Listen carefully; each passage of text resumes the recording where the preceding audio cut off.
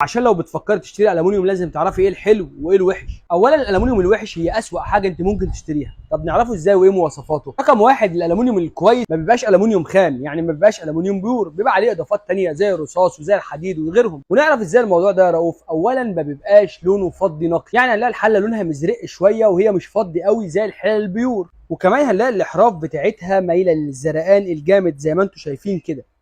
زائد ان هنلاقي تشطيبها مش احسن حاجه، يعني هنلاقي الالومنيا نحسها ان هي الومنيا منفوخه، او مطرح البرشام اللي انتم شايفينه جوه اللي ماسك اليد ده كده عامل زي كانه في نفخ بالظبط، وحوالين منه منفوخ، يعني دي مش متشطبه تشطيب كويس. وكمان اليد بتاعتها مش هتبقى استانلس 100%، لان اليد الحاله الالومنيا لازم تبقى استانلس، فبالتالي اليد دي هنلاقيها تشطيبها بصوا هي مش استانلس بيور، هنلاقيها حديد، فمع الوقت هنلاقيها بدات تصدي. وكمان هنلاقي الحله الالومنيوم اللي مش بيور هنلاقي وزنها خفيف جدا. زائد طبعا الالومنيوم اللي مش اصلي بيبقى الاختام بتاعته بتبقى عباره عن اختام كده تقليديه، ما بتبقاش اختام حلوه او اختام معتمده من الشركات بتاعتها. وليه بقى بنقول اختيارك للالومنيوم اللي مش كويس اسوأ حاجه؟ لان الالومنيوم اللي مش كويس يكفينا الشر يبقى عليه رصاص، والرصاص ده بيسبب لنا امراض خطيره جدا. اما الالومنيوم الكويس الاصلي البيور نعرفه ازاي وايه هي مواصفاته؟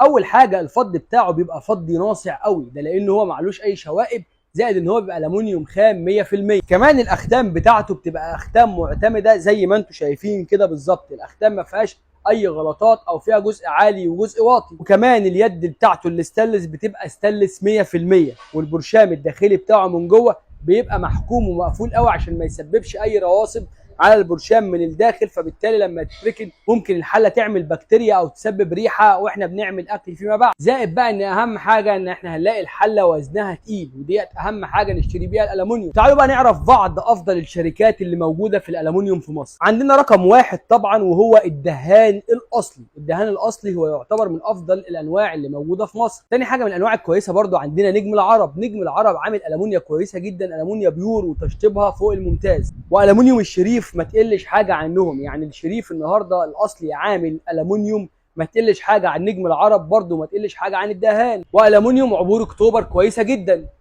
وعندنا الومنيوم عبود كويسه جدا وما تقلش حاجه، ده لان كل منتجات عبود حلوه قوي. وعندنا هيلث كول كويس جدا. عندنا يحيى الدهان حلو جدا. وفي السلطان الومنيا بيور والومنيا خام 100%. عندنا برضو شركه زي شركه النهضه بتعمل الومنيوم حلوه جدا. طب هل انا كرؤوف شغال في كل المنتجات ديت؟ لا طبعا مش شغال فيها، بس انا بعرفكم ايه اهم الاسامي او ايه افضل الاسامي اللي انتم ممكن تشتروها من عندي او من بره. ايه هي بقى الانواع المضروبه في الالومنيوم؟ عندنا مثلا كل مشتقات الدهان بنسبه كبيره بتبقى مش حلوه، يعني مثلا زي شمس الدهان ونجم الدهان ومسلم الدهان ورؤوف الدهان، كل اللي بتشعبط في اسم الدهان او غيره ده نعرفه ان هو الومنيوم بيور، فيا اما نتجنبه او يا اما نشتريه من مكان موثوق فيه. زائد ان في مواصفات انا بقول لكم عليها وهي المواصفات الوحشه اللي انا لسه اتكلم عنها، فدي حاولوا تتجنبوها وانتوا بتشتروا الالومنيوم. وبكده اكون يا رب فدتكم بكم معلومات عن الالومنيوم، ازاي نعرف الاصلي وازاي نعرف التقليد وايه الشركات الكويسه وايه الشركات اللي مش كويسه. اتمنى ان انتوا تقولوا تجربتكم عن المنتجات اللي انا اتكلمت عنها، لو انتوا جربتوها او لو انتوا جبتوا منتج